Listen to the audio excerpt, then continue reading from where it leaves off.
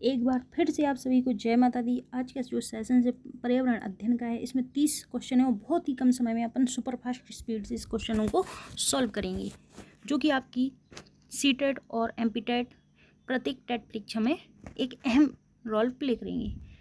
तो हम अपना फर्स्ट क्वेश्चन आज का स्टार्ट करते हैं। ये रहा पहला क्वेश्चन जो है वो क्या है, खाद्य पदार्थों में अधिक मात्रा में नमक और चीनी डालकर उन्हें लंबे समय तक परिरक्षित किया जा सकता है। ऐसा इसलिए क्योंकि अधिक नमक और चीनी के कारण सूक्ष्मजीवी कोशिकाएं फट जाती हैं, के कारण सूक्ष्मजीवी कोशिकाओं का आकार बदल जाता है। खाद्य पदार्थों से पानी निकाल देते हैं, सूक्ष्मजीवी कोशिकाओं को द्रव्य संकोचन करते हैं।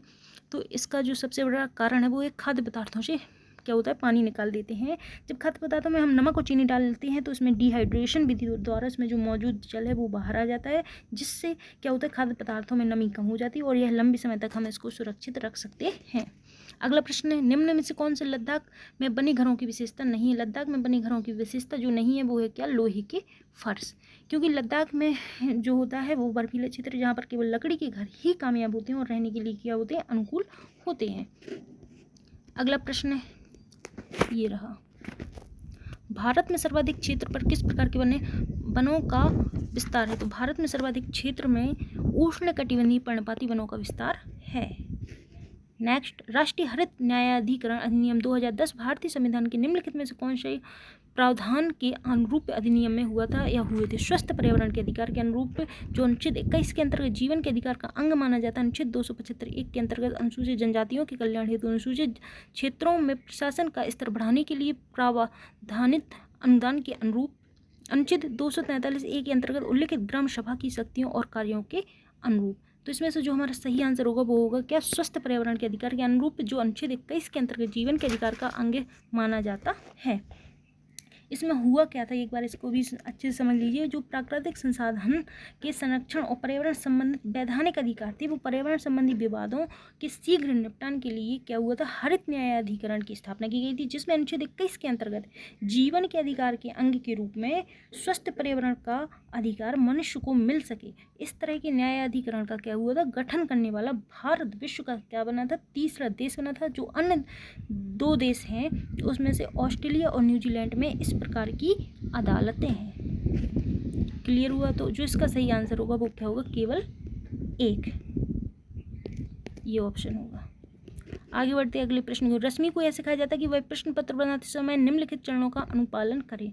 तो इसमें हमें सबसे पहले ये पता होना चाहिए कि प्रश्न पत्र बनाते समय हम सबसे पहले रूपरेखा तैयार करते हैं, उसके बाद ब्लूप्रिंट तैयार करते हैं, उसके बाद प्रश्नों को लिखते हैं और फिर प्रश्न पत्र का संपादन करते हैं, यानी ऑप्शन बी हमारा सही आंसर होगा।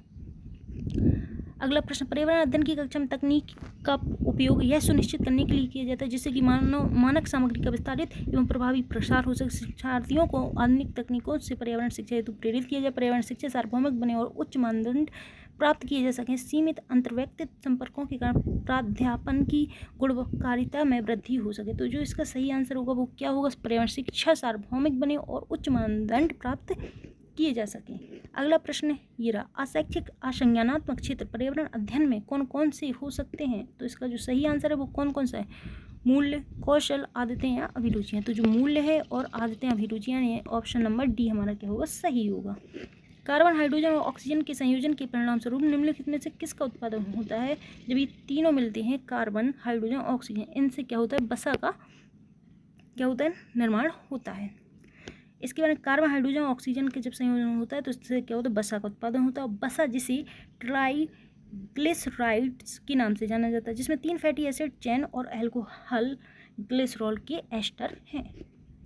अगला प्रश्न 129, संतुलित आहार में प्रोटीन युक्त पदार्थों का होना आवश्यक है क्योंकि ये शारीरिक अवयवों के निर्माण में सहायक हैं, ये ऊर्जा की उत्पत्ति में अधिक उपयोग होती है, शरीर में स्फूर्ति बनाए रखती है, आंखों को स्वस्थ बनाए रखने में क्या होती है, सहायक होती है। तो संतुलित आहार में प्रोटीन युक्त पदार्थों का होना इसलिए आवश्यक है क्योंकि ये संतुलित आहार शारीरिक अवयवों के निर्माण में क्या होते हैं, सहायक होते हैं।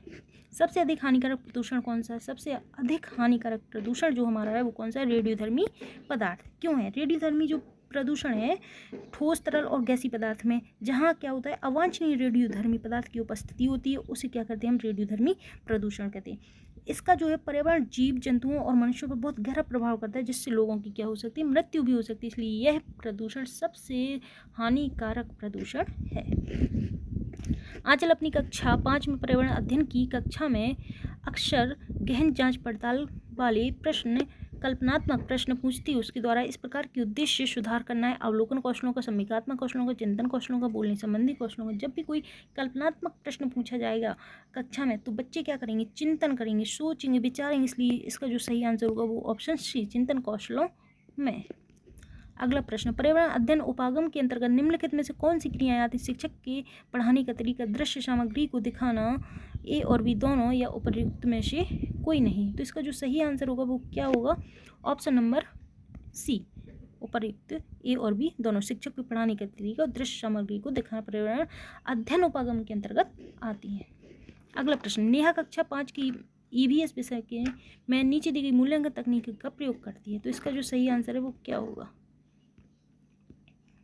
ऑप्शन नंबर हस्त सिद्ध क्रियाकलापों का मूल्यांकन, गृह कार्य मूल्यांकन, परियोजना का कार्य मूल्यांकन, या मौखिक परीक्षा। तो गृह कार्य और परियोजना नहीं होंगे, यानी ऑप्शन ए, ऑप्शन 4। तो 1 और 4 का इसमें दिया है हमारा ऑप्शन बी में, इसलिए B is a right answer. अगला प्रश्न देखिएगा, निम्नलिखित में से कौन सा विकल्प संगठित उपागम द्वारा पर्यावरण अध्ययन के लिए उचित है? इसमें अवधारणा महत्वपूर्ण है, इसमें प्रक्रिया महत्वपूर्ण, इसमें अवधारणा तथा प्रक्रिया दोनों महत्वपूर्ण है, या फिर डी? तो इसमें अवधारणा और प्रक्रिया दोनों ही क्या है? महत्वपूर्ण है। इसलिए इसका सही आंसर क्या होगा? अवधारणा और प्रक्रिया। अगला प्रश्न, आपातकालीन स्थितियों के दौरान उपयोग किए जाने के लिए शरीर में ऊर्जा किस रूप में संग्रहित होती है? तो इसका जो सही आंसर होगा वो क्या होगा? स्टार्च। क्यों? क्योंकि जो ग्लाइकोजन और स्टार्च जो कार्बोहाइड्रेट के रूप में होते हैं, शरीर में ऊर्जा के रूप में संग्रहित हो रहते हैं, जिनका उपयोग क्या होता है? आपात स्थिति के दौरान होता है, जब शरीर को कोई भी भोजन नहीं दिया जाता। अगला प्रश्न, निम्नलिखित में से किसी एलपीजी के लिए प्रत्यक्ष विकल्प माना जा सकता है? तो एलपीजी के लिए जो प्रत्यक्ष विकल्प माना जा सकता है वो है सीएनजी। क्लियर हुआ? अगला प्रश्न, पर्यावरण अध्ययन की कक्षा में सिनेमा घर का टिकट दिखाने की उद्देश्य कौन सी है? बच्चों को फिल्म दिखाने के लिए प्रेरित करना, बच्चों को वास्तविक जानकारी से अंतःक्रिया करने का अवसर देना, बच्चों के अवलोकन की कुशलता का विकास करना, बच्चों को सिनेमा घर के टिकट के मूल्य की जानकारी देना। तो मूल्य की जानकारी देना हमारा उद्देश्य नहीं रहेगा, बच्चों को फिल्म दिखाने के लिए प्रेरित करना भी उद्देश्य नहीं है, लेकिन बच्चों को वास्तविक जानकारी से अंतःक्रिया करने का अवसर देना, बच्चों के अवलोकन की कुशलता का विकास करना। यानी 2 और 3 किस हमारे ऑप्शन में है? ऑप्शन नंबर बी, इसलिए B is a right answer. अगला प्रश्न, निम्नलिखित में से शिक्षार्थियों के उन व्यवहारों का समूह कौन सा है जो शिक्षिका को उनके तनावग्रस्त होने की जानकारी देता है? तो इसका जो सही आंसर होगा वो होगा ज़्यादा बोलना। जब भी कोई बच्चा को माइंड से तनावग्रस्त होगा, फ्रस्ट्रेट रहेगा, तो वह क्या करेगा? अपने बोलने के माध्यम से उस चीज़ को बाहर निकालेगा। निम्न घाटियों में से किस घाटी में सर्वाधिक जैव विविधता पाई जाती है? तो ये बहुत ही इंपॉर्टेंट क्वेश्चन है और हर टेट परीक्षा में आया हुआ क्वेश्चन है, जिसका आंसर है ऑप्शन सी, शांत घाटी। अगला प्रश्न, ईवीएस की अंतर विषय प्रकृति, सामग्री और विधियों का उपयोग करके पर्यावरण के मुद्दों को संबोधित करता है। सामाजिक विज्ञान और पर्यावरण शिक्षा, विज्ञान, विज्ञान सामाजिक विज्ञान और पर्यावरण शिक्षा, विज्ञान और सामाजिक विज्ञान। तो इसका जो सही आंसर होगा वो होगा ऑप्शन सी, विज्ञान, सामाजिक विज्ञान और पर्यावरण शिक्षा। अगला प्रश्न, प्राथमिक स्तर में ईवीएस की पढ़चर्या को शुद्ध विज्ञान और सामाजिक विज्ञान की संकल्पनाओं को सम्मिलित करके विकसित किया जाता है। ऐसा करने का मुख्य उद्देश्य शिक्षार्थी को पर्यावरण को शाकलवादी ढंग से देखने योग्य पढ़ाई के विषयों की संख्या को कम करना, विद्यार्थी की व्यस्ति के बोझ कम करना, विषय अध्यापकों की आवश्यकता को कम करना। तो जो इसका सही आंसर होगा वो होगा ऑप्शन नंबर ए, क्योंकि ये तीनों ही नेगेटिव आंसर, और नेगेटिव आंसर हमारा आंसर नहीं हो सकता। नीचे दिए गए तरीकों में से कौन सा तरीका निदानात्मक परीक्षण में प्रयोग में लाया जाता है? तो इसका जो सही आंसर होगा वो क्या होगा? प्रश्नों का निर्माण निदानात्मक परीक्षण में लाया जाता है। अगला प्रश्न, ईवीएस में किसी अच्छे गृह कार्य को मुख्यतः किस पर केंद्रित होना चाहिए? ईवीएस पुनरावृत्ति और प्रबलीकरण, मास्टरी लर्निंग, विस्तारित अधिगम के लिए चुनौतियों और उत्तेजना, समय का सदुपयोग। तो इसका जो सही आंसर होगा वो क्या होगा? ऑप्शन नंबर सी, विस्तारित अधिगम के लिए चुनौतियां और उत्तेजना। भारत में कृषि भूमि की सिंचाई का मुख्य स्रोत कौन सा है? तो हमारे भारत में कुएं नहीं ज़्यादा है, नदियाँ, तालाब। मुख्य स्रोत पूछा है, मुख्य स्रोत नहरें, क्योंकि भारत में सर्वाधिक नहरें हैं। न्यूक्लियो प्रोटीन द्वारा निम्नलिखित में कौन सा जैविक कार्य किया जाता है? डीएनए प्रतिकृति, जीन अभिव्यक्ति का विनिमय, आरएनए का चयापचय का विनिमय, उपयुक्त सभी। तो इसका जो सही आंसर होगा वो होगा उपयुक्त सभी। निम्नलिखित में से किसी चावल की ऊपरी परत को विटामिन को अलग किया है जिससे बेरी का सफलतापूर्वक इलाज किया गया था? डॉन्थ एंड जैक्सन ने। हड्डी की कमजोरी और दर्द से पीड़ित एक बच्चा एक डॉक्टर के पास गया जिसने कहा कि यह विटामिन की कमी के कारण होता है। कौन सी विटामिन की कमी का खोखली हड्डियों का कारण बनती है? तो जो है विटामिन सी, यानी option B, sorry C option में भी विटामिन सी, यानी दोनों ऑप्शन हमारे सही होंगे। निम्नलिखित में से किसने संयुक्त परिवार को उच्च स्तर पर प्रभावित किया है? तो संयुक्त परिवार को जिसने उच्च स्तर पर प्रभावित किया है वो है हमारा क्या? पश्चिमी सभ्यता। जो पश्चिमी संस्कृतियों ने संयुक्त परिवार को उच्च स्तर पर प्रभावित किया है। इसमें हुआ क्या है कि पश्चिमी संस्कृति ने कई नकारात्मक तरीकों से भारत पर असर डाला है। एकल परिवारों की अवधारणा अब संयुक्त परिवारों का स्थान ले रही है।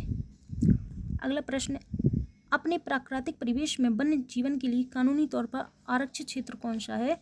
तो बायोस्फीयर रिजर्व। क्लियर। यह किसने कहा था कि पर्यावरण को किसी बाह्य बल के रूप में वर्णित किया है जो जीवों को प्रभावित करता है? तो इसका जो सही आंसर होगा वो होगा E.J. Ross. E.J. Ross. Clear हुआ? तो बहुत ही कम समय में हमने अपने सारे प्रश्नों को बहुत ही अच्छे से सॉल्व किया है और मिलते हैं अगले प्रैक्टिस सेट के साथ नेक्स्ट वीडियो में। तब तक आप सभी स्वस्थ रहें। एक बार फिर से जय माता दी।